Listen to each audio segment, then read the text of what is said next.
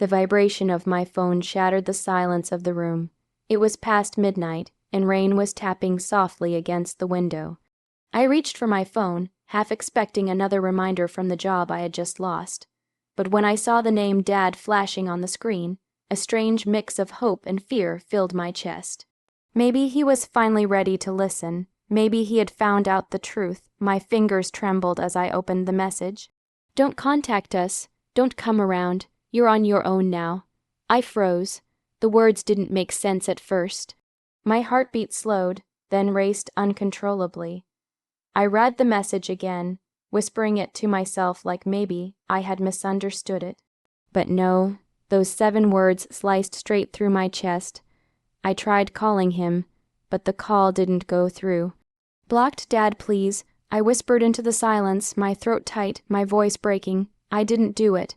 The memory of what happened 2 days ago came crashing back. The missing money from the family business, the accusations, the look of disgust on his face when I tried to explain. "You're a disappointment," he had said coldly. I never thought I'd raise a liar. And beside him, my sister Lena stood silently, tears in her eyes. She didn't defend me. She didn't say a word, just lowered her head while I begged them to believe me. But I saw it then, the small smirk that flickered across her face as I was thrown out of the house. Lena. The golden child, the perfect daughter, she had framed me. I had always trusted her. We shared everything. Dreams, secrets, childhood scars. I never imagined she'd be the one to twist a knife in my back. But it all made sense now, the missing files, the strange transactions, the way she suddenly had new clothes and a brand, new car. I sank to the floor, the message still glowing on my phone screen. The world felt cold, unfamiliar. I wanted to scream, but nothing came out. Hours passed before I finally stood up. I looked around my room, half empty, half forgotten. My eyes landed on a framed picture of us as a family. Dad's arm around both of us. All smiles, all lies. I packed a small bag. Just clothes, my old journal, and that picture. As I zipped it shut, a quiet determination began to replace the tears. If they wanted me gone, I would go, but not as a victim. Someday they'd know the truth. Someday they'd regret letting me go. As I stepped out into the rain, I whispered into the darkness, "Lena, you took everything from me. Now I'll take it all back." The days that followed felt like a blur of gray skies and heavy hearts. I wandered from one cheap motel to another, clutching my phone like it still held a piece of home. But there were no messages.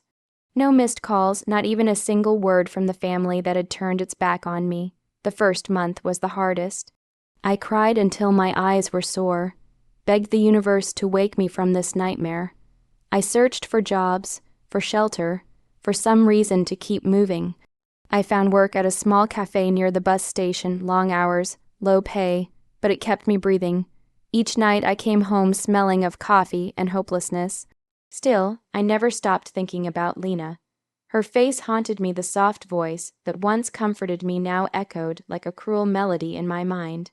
How could she steal everything and let me take the fall? But pain, I learned, can be a teacher. And silence, though cruel, can be powerful. 3 months passed before the storm inside me began to change. One evening, as I cleaned tables after closing, a man left his laptop behind. I chased him down to return it, and in gratitude, he offered me a chance, an assistant job at a small tech startup. It wasn't much, but it was something. That job became my lifeline. I worked harder than I ever had, learning, adapting, growing. For the first time in months, I felt capable again. Every success, no matter how small, stitched a new layer over the wound my family had left. But one night, fate decided to twist the knife again. While cleaning out old files from the company's shared computer, I stumbled across something.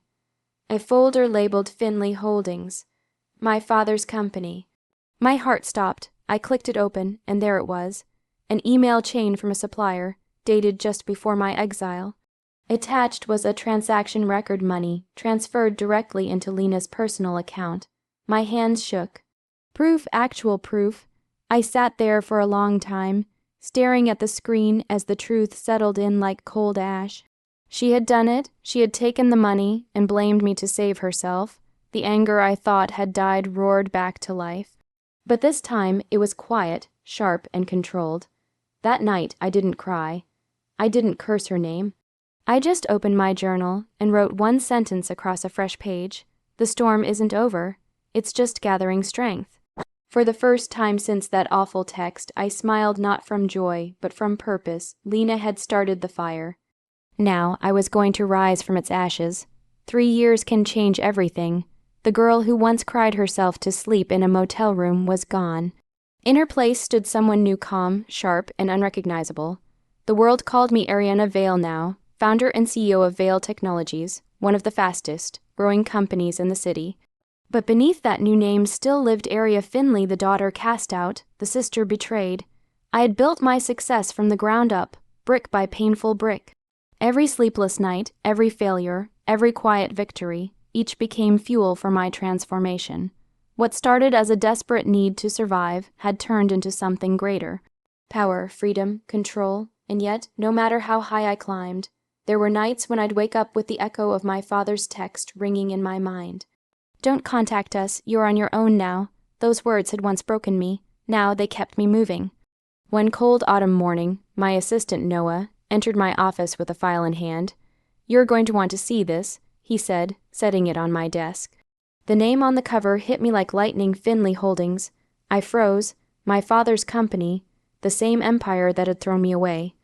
I opened the file. Their stock was collapsing, debts piling up, investors pulling out. The once untouchable Finley name was bleeding out. "They're requesting a merger," Noah continued. "They're desperate for a partnership. They think Vale Technologies can save them." A bitter laugh escaped me. After all these years, the universe had finally brought them to my door. That afternoon, I stared out the window of my high-rise office, watching the city move beneath me. They had built their world by stepping on me. Now, I had the chance to return the favor, but with elegance. The meeting was set for Friday. When the day arrived, I walked into the boardroom in a black suit, confidence wrapping around me like armor.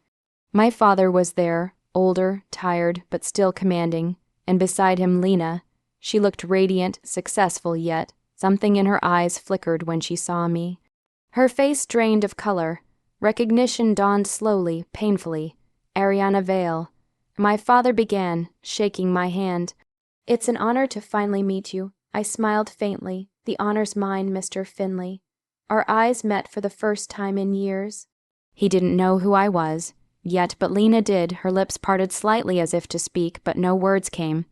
I turned toward the window, the city gleaming below us, and whispered to myself, "Welcome to my world now." The boardroom was silent except for the soft hum of the projector. Numbers, contracts, and digital charts flashed on the screen, but no one could look away from me.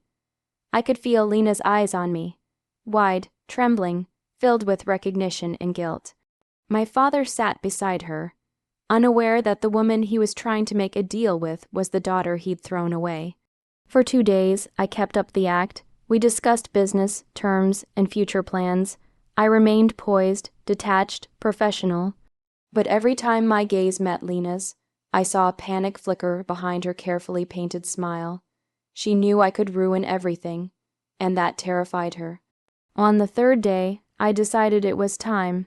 As the final presentation ended, I closed my laptop and said softly, "Before we sign anything, there's something you should see." I turned the screen toward them and opened a folder labeled Proof. Inside were the same emails, bank transfers, and records I had found years ago. The ones that showed Lena had stolen from the company and blamed me. My father leaned forward, confused. "What is this?" I met his eyes for the first time in years. "The truth, Mr. Finley, or should I say Dad?" The color drained from his face. Lena gasped, tears instantly welling up. "Aria, please, save it."